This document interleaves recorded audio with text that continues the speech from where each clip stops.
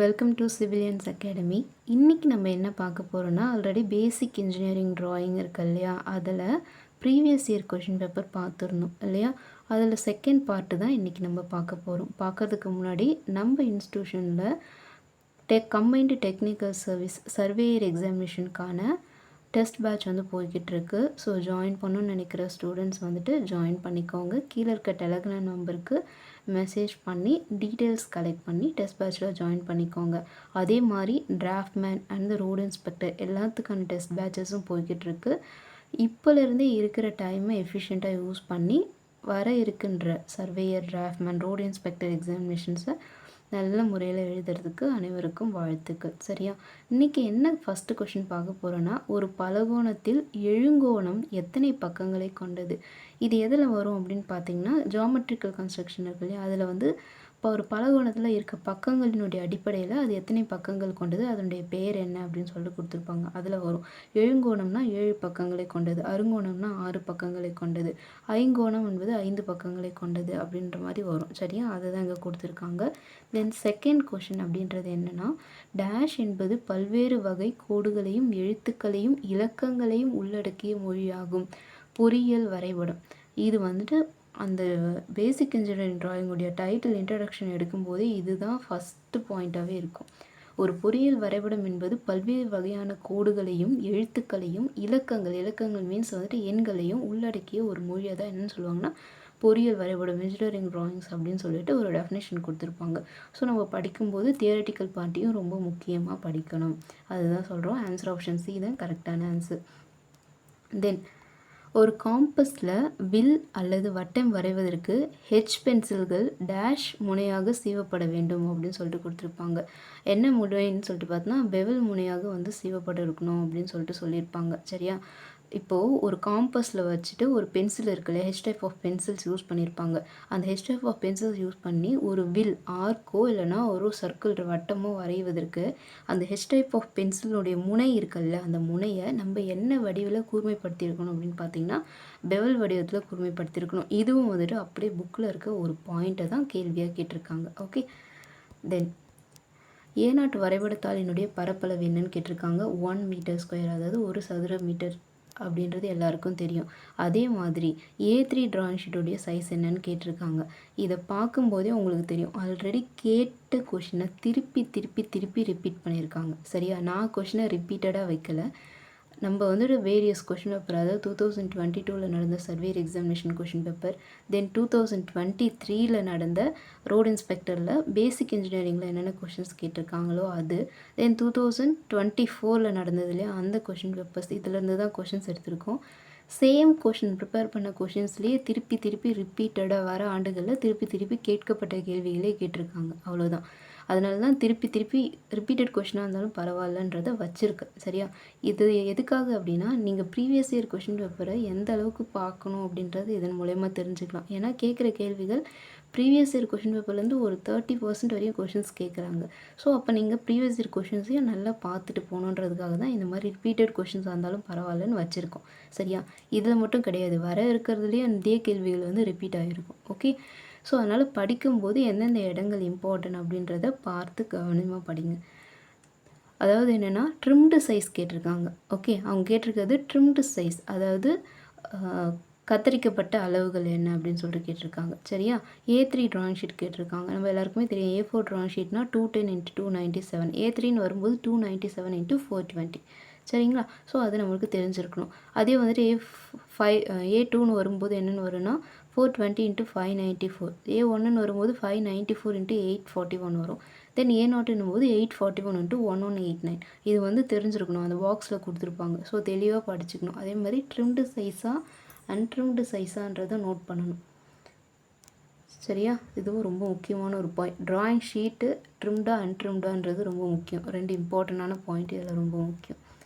தென் வட்ட வடிவத்தை தவிர ஸ்மூத்தான வளைவுகள் வரைவதற்காக ஃப்ரெஞ்சு கர்வ்ஸை நம்ம வந்து யூஸ் பண்ணுவோம். சரியா, இது வந்துட்டு ஒவ்வொரு உபகரணங்கள் வரைபடத்தாளில் பயன்படுத்தக்கூடிய உபகரணங்கள் இருக்குல்ல, அதனுடைய பயன்பாடுகளில் இது எல்லாமே வரும்.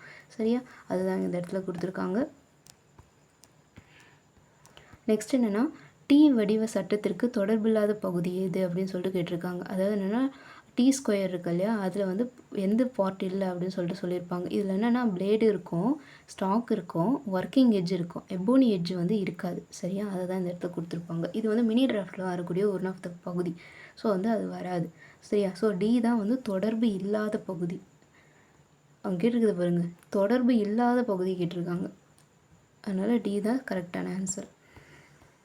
டி ஸ்கொயர், மூலை மட்டம், பாகைமானி, அளவுகோல் ஆகியவைகளை சார்ந்து அனைத்தினுடைய வேலையும் செய்யும் ஒரே கருவி எது அப்படின்னு பார்த்தீங்கன்னா மினி டிராஃப்டர். மினி டிராஃப்டர்ன்றது மேற்கொண்ட 4 உபகரணங்களுடைய ஒரு ஒட்டுமொத்த கலவை தான் இந்த மினி டிராஃப்டர் அப்படின்னு சொல்லலாம். இந்த 4 உபகரணங்களை பயன்படுத்தி நம்ம என்னென்ன வேலை செய்வோமோ எல்லா வேலையும் என்ன பண்ணலாம், இந்த மினி டிராஃப்டர் யூஸ் பண்ணி பண்ணிக்க முடியும். ஸோ ஆன்சர் ஆப்ஷன் சி தான் கரெக்டான ஆன்சர். மையை கொண்டு டேஷ் வரைவதற்கு பேனா மை பயன்படுத்தப்படுகிறது அப்படின்னு சொல்லியிருக்காங்க. அதாவது பேனா மையை யூஸ் பண்ணி என்ன வரைவோம் அப்படின்னு சொல்லிட்டு பார்த்தோன்னா ஸ்ட்ரெயிட் லைன்லாம் யூஸ் போடுறாங்க இல்லையா, அதுக்கு என்ன யூஸ் பண்ணுவாங்கன்னா இந்த பேனா மையை யூஸ் பண்ணி ஸ்ட்ரெயிட் லைன்ஸ் வந்து வரைவாங்க. சரியா, ஷேடிங்ஸ்க்கெலாம் யூஸ் பண்ண மாட்டாங்க. கர்வ்ஸ் வரைகிறதுக்கு, ஷேடிங்ஸ்க்கு, ரைட்டிங்ஸ்க்கெலாம் என்ன பண்ண மாட்டாங்க, யூஸ் பண்ண மாட்டாங்க. இங்கு பென் எங்கே யூஸ் பண்ணுவோன்னா ஸ்ட்ரெயிட் லைன் ட்ரா பண்ணுறதுக்கு மட்டும் யூஸ் பண்ணுவாங்க. சரியா, மிகப்பெரிய அளவுடைய வரைபடத்தாள் எது அப்படின்னு பார்த்தீங்கன்னா A0 அண்ட் மிக சிறிய அளவுடைய வரைபடத்தாள் வந்து A5. ஓகே, அது A0லேருந்து A5 வரையும் 6 கேட்டகிரியில் இருக்கும். பெரிய சைஸ் எது அப்படின்னு பார்த்தீங்கன்னா A0 தான் மிகப்பெரிய சைஸ். சரியா, so A0 answer option A தான் கரெக்டான ஆன்சர். A0 A1 வரைபடத்தாளினுடைய இடது பக்க மார்ஜின் அளவு எவ்வளவுன்னு கேட்டிருக்காங்க. ஆல்ரெடி தெரிஞ்சது தான். லெஃப்ட் சைடில் மார்ஜினுடைய லெவல் என்ன அப்படின்னு கேட்டிருக்காங்க. எல்லாருக்கும் தெரியும் 20 mm. ஆல்ரெடி வந்து A2 ட்ராயிங் ஷீட்டுக்கு கேட்டிருந்தாங்க அதே கேள்வி. இங்கே A0க்கு A1க்கும் கேட்டிருக்காங்க, வேறு ஒன்றும் இல்லை. பொதுவாக இந்திய தர நிர்ணயத்தின்படி தலைப்பு பிளாக்கின் அதாவது டைட்டில் பிளாக்கினுடைய டைமென்ஷன் என்னன்னு கேட்டிருக்காங்க. 185 × 65 mm. சரியா, எம்எம்மில் கொடுத்துருக்காங்க. நிறைய பேருக்கு என்ன கன்ஃபியூஷன் வரும்னா 165க்கு 85 அப்படின்ற மாதிரி கன்ஃபியூஸ் ஆகிடுவாங்க. நீங்கள் நல்லா ஃபஸ்ட்டு படிக்கும்போதே தெளிவாக படிச்சுக்கணும். 185க்கு 65. சரியா, அதனுடைய நீளம் வந்து 185, இந்த ஹைட் வந்து 65. நெக்ஸ்ட் என்ன அப்படின்னு சொல்லிட்டு பார்த்தீங்கன்னா லைன்ஸ் இருக்கு இல்லையா, அந்த லைன்ஸை ப்ரியாரிட்டி பேசிஸில் வந்துட்டு அலைன் பண்ண சொல்லியிருப்பாங்க. யூஸ்வலாக நம்ம ட்ராயிங் லைன்ஸ் வரையும் போது எந்த லைன்ஸை ஃபஸ்ட்டு வரையணும், எந்த லைன்ஸை கடைசியாக வரையணும் அப்படின்னு ஒரு கேள்வி வந்து கொடுத்துருப்பாங்க. First visible lines. சரியா, பார்வை கோடுகள், வெளிப்புறம் தெரியக்கூடிய கோடுகள். அதுக்கப்புறம் ஹிடன் லைன்ஸ் வரும். தேர்டாக சென்ட்ரல் லைன் வரைவாங்க. அதுக்கப்புறம் தான் டைமென்ஷன் லைன்ஸ் வருவாங்க. ஸோ ஆன்சர் ஆப்ஷன் ஏ தான் கரெக்டான ஆன்சர். ஒரு வட்ட வரம்பிற்கு உட்பட்டது எது அப்படின்னு பார்த்தீங்கன்னா 360 டிகிரி. ஏன்னா ஒரு சர்க்கிளில் மேக்ஸிமம் ஆங்கிள் எவ்வளோ இருக்கும், 360 டிகிரி தான் இருக்கும். சரியா, ஹாஃப் சர்க்கிள் தான் 180 டிகிரி. தென் வந்துட்டு கால் வட்டம்னா 90 டிகிரி. சரியா, ஸோ அது தெரிஞ்சிருக்கணும். நெக்ஸ்ட்டு ஒரு முக்கோணம் கொடுத்துருக்காங்க, அந்த முக்கோணத்தினுடைய பெயரை கண்டறிய சொல்லியிருக்காங்க. இப்போது இந்த முக்கோணத்தினுடைய 3 கோணங்களையும் பாருங்கள். இந்த 3 கோணங்களும் வெவ்வேறு கோணங்களாக இருக்குது. ஸோ அது வந்துட்டு ஒரு அசம பக்க முக்கோணமாக இருக்கும். சரியா, அப்படி இல்லை அப்படின்னா குறுங்கோணம். இதில் ஆன்சர் ஆப்ஷன் விரிகோண முக்கோணம், அசமபக்க முக்கோணம், செங்கோண முக்கோணம், சமபக்க முக்கோணம்னு கொடுத்துருக்காங்க. செங்கோண முக்கோணம்னா 90 டிகிரி வந்துருக்கணும். ஸோ இது 90 டிகிரி கிடையாது, அது கிடையாது. சமபக்க முக்கோணம்னா 3 பக்கங்களும் சமமாக வரும், அதுவும் கிடையாது. விரிகோண முக்கோணம்னா இந்த ஆங்கிள்ஸில் ஏதோ ஒன்று 90 டிகிரிக்கு மேலே இருக்கணும். சரியா, அதுவும் கிடையாது. அப்போ அசமபக்க முக்கோணம். ஏன்னா 3 கோணங்களும் எப்படி இருக்குது, சமம் இல்லாமல் வெவ்வேறையாக இருக்குது. அதனால் அது அசமபக்க முக்கோணம் அப்படின்னு சொல்லிட்டு கொடுத்துருக்காங்க. நெக்ஸ்ட்டு இப்போது the recommended value of the thickness of the center line is usually அப்படின்னு கொடுத்துருக்காங்க. இப்போ நம்ம வந்து visible lines, hidden lines, centre line, dimensional lines 4 பார்த்துட்டு வந்தோம் இல்லையா, அது வந்துட்டு ஒரு லைனும் ஒரு திக்னஸில் வரைவாங்க. இவங்க கேட்டிருக்கிறது சென்டர் லைனுடைய திக்னஸ் என்னன்னு கேட்டிருக்காங்க. 0.25 mm திக்னஸில் வரைவாங்க. நம்ம முன்னாடி ஒரு கேள்வி பார்த்தோம், அதாவது ட்ராயிங் ஷீட்டில் லே அவுட் மார்ஜின் வரையும் போது அந்த மார்ஜினுடைய திக்னஸ் எவ்வளோ இருக்கணும்னு சொல்லிட்டு பார்த்தோன்னா 0.60 mm இருக்கணும் அப்படின்னு பார்த்தோம். ஸோ அதையும் நீங்கள் ஞாபகம் வச்சுக்கணும். இப்போ நம்ம பார்க்குறது சென்ட்ரல் லைனுடைய திக்னஸ். சரியா, ஸோ கொஷின் என்னன்றதை தெளிவாக பார்த்துக்கோங்க. நெக்ஸ்ட்டு பின் விளைவு கோணம் அப்படின்றது என்னென்னா 180 டிகிரியிலேருந்து 360க்குள்ளே இருந்தது அப்படின்னா அதை பின் விளைவு கோணம்னு சொல்லிட்டு சொல்லுவாங்க. சரியா, 90 to 180 வரையும் இருந்தால் அது விரிகோணம்னு சொல்லுவாங்க. 90 டிகிரி கம்மியாக இருந்தால் குறுங்கோணம். வலது கோணம் அப்படி ரைட் ஆங்கிள்ஸ் அப்படின்றது என்னென்னா செங்கோணம் 90 டிகிரி இருந்ததுன்னா அது ரைட் ஆங்கிள்ஸ் அப்படி சொல்லிட்டு சொல்லுவாங்க. அப்போ லாஸ்ட் ஒன்று இருக்கு இல்லையா, அது 180 விட அதிகமாக இருக்கணும், 360க்குள்ளே இருக்கணும், இருந்தால் பின் விளைவு கோணம் அப்படின்னு சொல்லிட்டு சொல்லுவாங்க. எதிரெதிர் பக்கங்கள் சமமாகவும் இணையாகவும் அதன் 4 கோணங்களும் செங்கோணமாக இருப்பது. 2 பக்கங்கள் இருக்குது. அந்த 2 பக்கங்களும் இணையாக இருக்குது. இணைனா இந்த சைடும் இந்த சைடும் சேமு, இந்த சைடும் இந்த சைடும் சேம். சரியா? 4 கோணங்களும் எப்படி இருக்குது? செங்கோணமாக இருக்குது. 4 கோணங்களும் செங்கோணம்னு சொல்லிட்டாலே ஒன்று சதுரம் இல்லைன்னா செவ்வகம். சரியா? சதுரம்னா 4 பக்கமும் சமமாக இருந்தால் தான் சதுரம். அவங்க கொடுத்துருக்கு எதிர் பக்கங்கள் சமம் மற்றும் இணை. ஸோ இந்த கண்டிஷன் அப்படியே ஆகாது. செவ்வகத்துக்கு மட்டும்தான் இது ஒரு ஆன்சர் கொஷின். பார்த்திங்கன்னா செவ்வகம் தான் கரெக்டான ஆன்சர். தென் 4 பக்கங்களும் 4 கோணங்களும் சமமாக கொண்ட நாற்கரம். இப்போ பார்த்தோம் இல்லையா, அதிலே செகண்ட் கேட்டிருக்காங்க. 4 பக்கமும் சமமாக இருக்குது, 4 கோணமும் செங்கோணமாக இருந்ததுன்னா அதை சதுரம் அப்படின்னு சொல்லிட்டு சொல்லுவாங்க.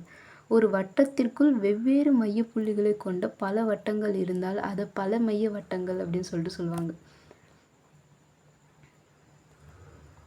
ஒரு பெரிய வட்டம்,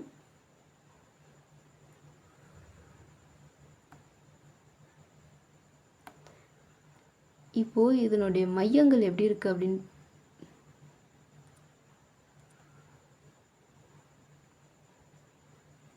இந்த ஒவ்வொரு வட்டத்தினுடைய மையங்கள் எப்படி இருக்குன்னா மாறுபட்டு இருக்கு இல்லையா? இதை வந்து பல மைய வட்டங்கள் அப்படின்னு சொல்லிட்டு சொல்லுவாங்க. அதுவே ஒரு வட்டத்துக்குள்ள வந்து பல்வேறு வட்டங்கள் இருக்கும். அந்த எல்லா வட்டத்துக்கும் ஒரே மையம் இருந்தால் அது ஒரு மையம் உள்ள வட்டம் அப்படின்னு சொல்லிட்டு சொல்லுவாங்க. ஓகே, நெக்ஸ்ட்டு ஒரு பலகோணத்தினுடைய வெளிக்கோணங்களின் கூட்டுத்தொகை 360 டிகிரிக்கு சமம். சரியா? இப்போது இது ஒரு இம்பார்ட்டண்டான பாயிண்ட்டு, டைரெக்டான பாயிண்ட். புக்கில் வந்து அப்படியே கேட்கப்பட்ட ஒரு நேரான கேள்வி. ஒரு பலகோணம் இருக்குன்னா அந்த பலகோணத்தினுடைய வெளிப்புற கோணங்கள் இருக்கு இல்லையா, அதனுடைய கூட்டுத்தொகை 360 டிகிரியாக இருக்கும். ஒரு கோணம் இருக்குது, ஒரு பலகோணம் இருக்குது, அதனுடைய உட்புற கோணமும் அதனை சார்ந்த வெளிக்கோணத்தினுடைய கூட்டுத்தொகை என்னவாக இருக்குன்னா 180 டிகிரியாக இருக்கும். சரியா? ஸோ அந்த பாயிண்ட்டை படிக்கும்போது ரொம்ப தெளிவாக படிக்கணும். சரி, இது வந்து இம்பார்ட்டண்டான பாயிண்ட்டு. இந்த 2 பாயிண்ட்டும் பக்கத்துலேயே கொடுத்துருப்பாங்க. படிக்கும்போது கம்பேர் பண்ணி படிங்க இந்த கொஷினை. 360 degree is the right answer. ஒரு ஒழுங்கு பலகோணத்தின் 10 பக்கங்கள் கொண்டது அப்படின்னு சொல்லிட்டு பார்த்தீங்கன்னா தசம். சரியா? 10 பக்கங்கள் இருந்ததுன்னா தசகோணம் அப்படின்னு சொல்லிட்டு சொல்லுவாங்க. சரியா? இதுவே வந்துட்டு 5 பக்கங்கள் ஐங்கோணம், 8 பக்கங்கள் எண்கோணம், 6 பக்கங்கள் அருங்கோணம். சரியா? 10 பக்கங்கள் இருந்தால் டெக்கஹென், 11 பக்கங்கள் இருந்தால் ஆன்டஹென், 12 பக்கங்கள் இருந்தால் டாடெக்கேன் அப்படின்னு சொல்லிட்டு சொல்லுவாங்க. இங்கிலீஷ் அண்ட் தமிழ் ரெண்டுத்துலேயுமே படித்து வச்சுக்கணும். n பக்க எண்ணிக்கை உள்ள ஒரு பலகோணத்தின் உட்புற கோணங்களின் கூட்டுத்தொகை 2n - 4 × 90 டிகிரி. ஆல்ரெடி பார்த்த கேள்வி, திருப்பி ரிப்பீட் பண்ணியிருக்காங்க. காம்பஸ் மூலம் வரைய முடியாத வளைவுகளை வரைய பயன்படுத்தப்படுகின்ற வரைபட கருவி ஃப்ரெஞ்சு கர்வ்ஸ். சரியா? ரொம்ப முக்கியமான ஒரு கேள்வி. அப்போ எந்தலேருந்து கேட்டிருக்காங்கன்னா வரைபடத்திற்கு வரைபட இன்ஸ்ட்ருமெண்ட் இருக்கு இல்லையா, ட்ராயிங் இன்ஸ்ட்ருமெண்ட்டில் ஒரு இன்ஸ்ட்ருமெண்ட்டுடைய அப்ளிகேஷன்ஸு எந்தெந்த இடங்களில் பயன்படுது அப்படின்னு கொடுத்துருப்பாங்க. அதுலேருந்து கேட்டிருக்காங்க, ட்ராயிங் இன்ஸ்ட்ருமெண்ட்லேருந்து கேட்டிருக்காங்க கொஷின். டேஷ் என்பது டிராஃப்டிங் மிஷினில் உள்ள எளிய மற்றும் சிறிய வடிவமான கருவி, மினி டிராஃப்டர். எல்லாருக்கும் தெரிஞ்சது தான். B is the right answer. Set square பொதுவாக 30 degree, 60 degree and 45 degree dash கோடுகளை வரைய பயன்படுகிறது. இது எல்லாமே என்னென்னா சாய்வு கோடுகள். நேர்கோடுகளோ செங்குத்து கோடுகளோ கிடைமட்ட கோடுகளோ கிடையாது. சரியா? செங்குத்துனா 90 டிகிரி, கிடைமட்டம்னா 0, நேரானா ஸ்ட்ரைட் லைனு. சரியா? சாய்வு இது எவ்வளோ இருக்குது? 30 டிகிரினாலும் ஆங்கிள் தான். சாய்வு 45 டிகிரி, 60 டிகிரி, இது எல்லா கோடுகளுமே என்ன கோடுகள் தான்? சாய்வு கோடுகள். அந்த சாய்வு கோடுகளை வரைகிறதுக்கு பயன்படுது. ஆல்ரெடி சொல்லியிருக்கேன், கிரேட் ஆஃப் பென்சில்ஸ் நிறைய இருக்குது. ஒரு இடங்கள்லையும் ஒரு பயன்பாட்டுக்கு உதவுது. Construction line, dimension line, central லைனுக்கு 2H type of pencils use ஆகுது. நம்ம ஆல்ரெடி பார்த்தோம். அதையே தான் இங்கே கொடுத்துருக்காங்க. ஓகே, B1 சேம் ரிப்பீட்டடான கொஷின், திருப்பி ரிப்பீட்டாக இருக்குது. B1உடைய சைஸ் என்ன? B1 வரைபட பலகையினுடைய அளவு 1000 × 700 × 25.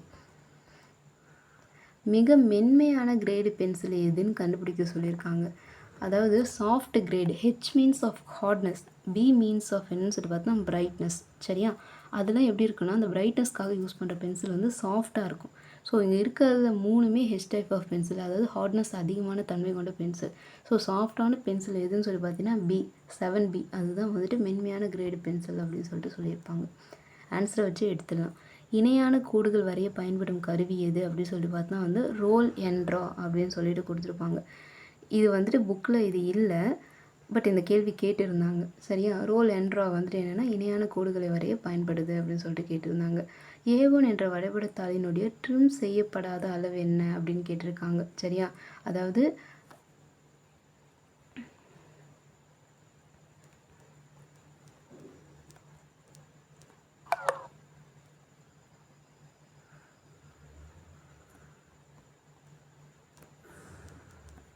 இதுதான் வந்துட்டு A0 உடைய சைஸு, A1 உடைய சைஸு, அதாவது அன்ட்ரிம்டு சைஸு. ஸோ இதுதான் கரெக்டான ஆன்சர். 625 × 880 ஆர் 880 × 625 எங்கே ஆப்ஷனில் இருக்குன்னு பார்த்தீங்கன்னா பியில் தான் இருக்குது. இதுதான் கரெக்டான ஆன்சர். ஓகே, அந்த பாக்ஸை கரெக்டாக படிச்சுக்கணும். வகுப்பறையில் நம்ம டிராயிங் வரையதுக்கு எந்த வரைபடத்தால் பயன்படுத்தணும்? A2 அளவுடைய வரைபடத்தால் பயன்படுத்தும். A0 என்பது 1 சதுர மீட்டர் அளவுடைய வரைபடத்தாலாக இருக்கும். A4 அளவுடைய வரைபடத்தாள்களில் தான் நம்ம வந்துட்டு என்ன பண்ணுவோம், ஃபோல்டிங் பண்ணி வைப்போம். அந்த எவ்வளோ ஒரு வரைபடத்தாள் எவ்வளோ பெருசாக இருந்தாலும் அதை A4 சைஸுக்கு மடித்து தான் ஒரு ஃபைலில் வந்து ஃபைல் பண்ணி வைப்பாங்க. வரைபடத்தாளை மடிப்பதற்கு பரிந்துரைக்கப்பட்ட இந்திய தரநிலை கட்டுப்பாட்டு நிறுவனத்தினுடைய குறியீடு என்ன அப்படின்னு பார்த்தா இந்தியன் ஸ்டாண்டர்ட் 11664 இந்த இயர் ஆஃப் 1986. பி தான் கரெக்டான ஆன்சர். இது வந்துட்டு எதுக்குன்னா வரைபடத்தாளுக்கு. இதே மாதிரி டிராயிங் போர்டுக்கு இருக்குது, ஃபோல்டிங் ஆஃப் டிராயிங் ஷீட் இருக்குது அண்ட் லேஅவுட் ஆஃப் டிராயிங் ஷீட்ஸ்க்கு. இது எல்லாத்துக்கும் வேரி ஆகும். ஒவ்வொன்றுக்கும் தனித்தனியாக காலங்கள், அதாவது ஆண்டுகள் மாறுபடும். அதனோட இந்தியன் ஸ்டாண்டர்ட் மாறுபடும். நாலுத்தையும் கம்பேர் பண்ணி படிக்கணும். ஏன்னா மேட்ச்லேயும் கேட்பாங்க இந்த மாதிரி கேள்வி. சரியா? ஓகே, இதோட செகண்ட் பார்ட் வந்து கம்ப்ளீட் ஆகிடுச்சு. ஓகேயா? நெக்ஸ்ட் யூனிட்கான previous year question paper next வீடியோவில் பார்க்கலாம். தேங்க்யூ.